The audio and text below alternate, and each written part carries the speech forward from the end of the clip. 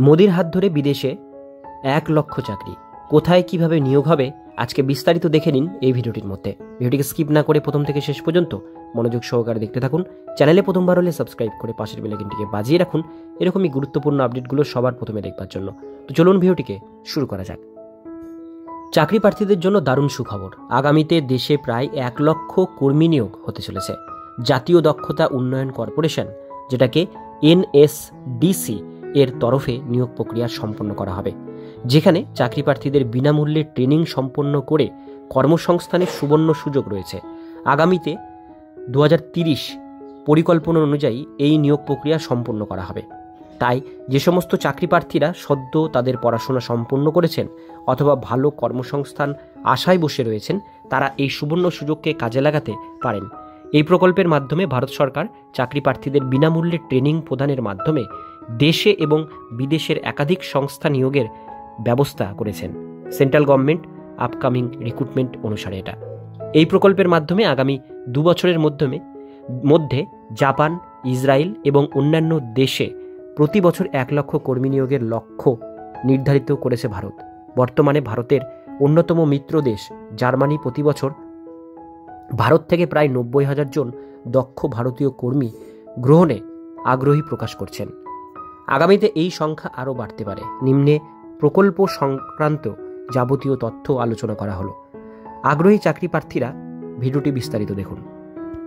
দক্ষ ভারত মিশন। দক্ষ ভারত মিশনের অধীনে বর্তমানে দেশের প্রায় 4,30,00,000 ব্যক্তিকে প্রশিক্ষণ দেওয়া হয়েছে এবং 9,40,000 বেকার যুবক যুবতীর কর্মসংস্থানে ব্যবস্থা করা হয়েছে। এছাড়াও দক্ষ ভারত মিশনের অধীনে দেশব্যাপী প্রায় 40,000-এরও বেশি স্কিলিং ট্রেনিং সেন্টারের মাধ্যমে প্রায় 1,83,00,000 নারী ও 1,29,00,000 সামাজিক ও অর্থনৈতিকভাবে পিছিয়ে পড়া জনগোষ্ঠী বেকার যুবক যুবতীদের প্রশিক্ষণ দেওয়া হয়েছে। এই সকল প্রশিক্ষণপ্রাপ্ত যুবক যুবতীদের একাধিক দেশীয় এবং আন্তর্জাতিক বাজারে কর্মসংস্থানের ব্যবস্থা করা হচ্ছে। এছাড়াও আগামীতে আরও বেশি সংখ্যক যুবক যুবতীদের প্রশিক্ষণ দেওয়ার উদ্দেশ্যে দেশে স্কিল সেন্টারের সংখ্যা বাড়িয়ে 50,000 করার লক্ষ্য রয়েছে।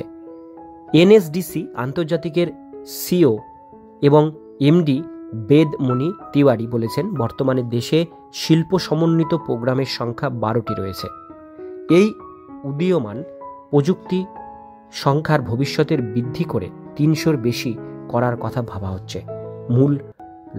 যার মূল লক্ষ্য হলো 2 লক্ষের বেশি দেশের বেকার যুবক যুবতীদের প্রশিক্ষণ প্রদান, যা তাদের কর্মসংস্থানের যোগ্যতা ও প্রস্তুতিকে আরও শক্তিশালী করবে। ভারত সরকার 2023 সালের সেপ্টেম্বর মাসে চালু হওয়া এই প্রকল্পের মাধ্যমে বর্তমান ভারতে 1.3 কোটি বেকার যুবক যুবতী চাকরি প্রার্থী নাম নিবন্ধন করেছে, যার মাধ্যমে দেশের প্রায় 10 লাখের বেশি চাকরি ও শিক্ষা নবিশের সুযোগ দিয়েছে। ভবিষ্যতে এই সংখ্যা আরও উত্তরণের বৃদ্ধি পেতে চলেছে। তাই যে সমস্ত চাকরি প্রার্থীরা দীর্ঘদিন যাবৎ ভালো কর্মসংস্থানের আশায় বসে রয়েছেন, তারা দক্ষ ভারত মিশনের অধীনে নাম নথিভুক্ত করতে পারেন। প্রকল্পের নাম নথিভুক্ত করার পর আপনাদের যোগ্যতা অনুযায়ী ট্রেনিং প্রদান করা হবে, যা পরবর্তীকালে আপনাদের আন্তর্জাতিক ক্ষেত্রে কর্মসংস্থানের বিশেষ সহায়ক হবে।